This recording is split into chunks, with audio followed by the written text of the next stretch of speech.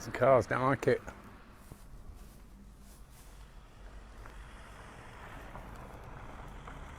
What are we doing here?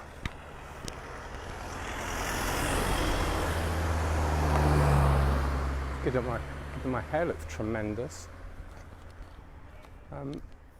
This is another stream of consciousness daily Faulkast where I overindulge myself by learning from each day and trying to be a good stoic, learning, accepting and working with what I got and being grateful. And here I am again up the hill. Yesterday, what did I learn from yesterday? I listened to a beautiful interview yesterday, which I've been wanting to listen to for a while. It was a Tim Ferriss interview on the Tim Ferriss podcast. If you've never heard the Tim Ferriss podcast, it's great. It's a little bit hit or miss for me because some of it's about investing and stuff, and it's not something I can imagine doing at the moment. But he interviews high achievers, and by achievers, it's not necessarily people that got loads of money, just people that have achieved what they want to achieve. And he interviewed Neil Gaiman, and it was a lovely interview to listen to because he's a massive fan of Neil Gaiman.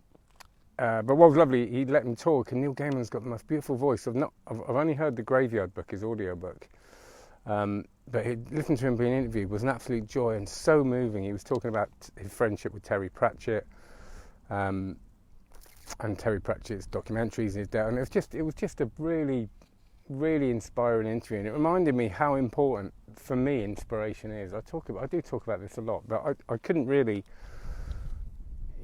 Sometimes feeling as a freelancer or whatever fairly isolated-ish, and I'm not saying that as a kind of poor me thing. I think it's part of the thing.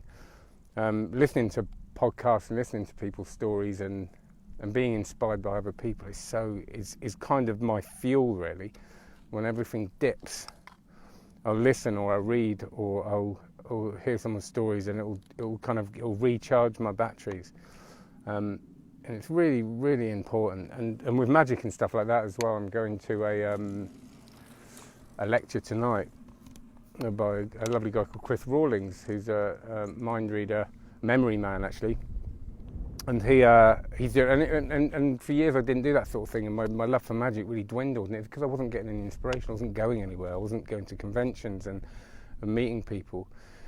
So I'm really learning how easily I can isolate myself and get into the day-to-day, because I'm quite a self-preservation person, meaning I do get my energy from being on my own, I think, or one-to-one or in very small groups. I definitely don't get it from large groups. So if I'm not careful, I can go into that thing of kind of hibernating a little bit, which I do enjoy, but in the long run it gives me pleasure, but it doesn't give me happiness, and we're sort of wired to connect. So yesterday, listening to that podcast, making me think of the importance of inspiration and those stories and the importance of things like this and connecting, and even kind of seeing, I think social media's there's a huge problem with it, and I think it can be very detrimental to mental health and all sorts of stuff, but I also think it's quite important for connection. Sometimes it's like everything in it, it's moderation. So I think, yesterday was it was Wednesday. So the other thing I'm really trying to get a handle on is this. I get this stress on a Wednesday evening every Wednesday, and I don't know why, because it's only at the end of the night, and it's because my son goes to Cubs, and it's really not a big deal, but it finishes at 8:15 and he gets back home, and what I try and do like an idiot, this is it, I've got it now, this is why this is useful. What I try and do is when he's doing things like getting changed or at Cubs, I try and fit in loads of work. I try and fit loads of stuff in, and I was sort of editing last night and doing little 10 minutes here and that when he was getting ready and all that, and I think that's what it is, because the minute I get that chance of any kind of downtime, I then run into something else. Or even if it's reading, I kind of read for a reason. My mind's kind of trying to focus on like 10 things at once, and then by the end of the night I just have this kind of stress. And it's not like super stress, it's just kind of this feeling of frustration really. So I think that it's really important, if you do get those minutes where you just minutes at a time where you can maybe breathe and stop and look around and be grateful and kind of do all that stuff that sounds very woo-woo, but is incredibly important, especially to me. So there you go. There's my little daily babble. I shall be around tomorrow at some point, and have a great day. Cheers.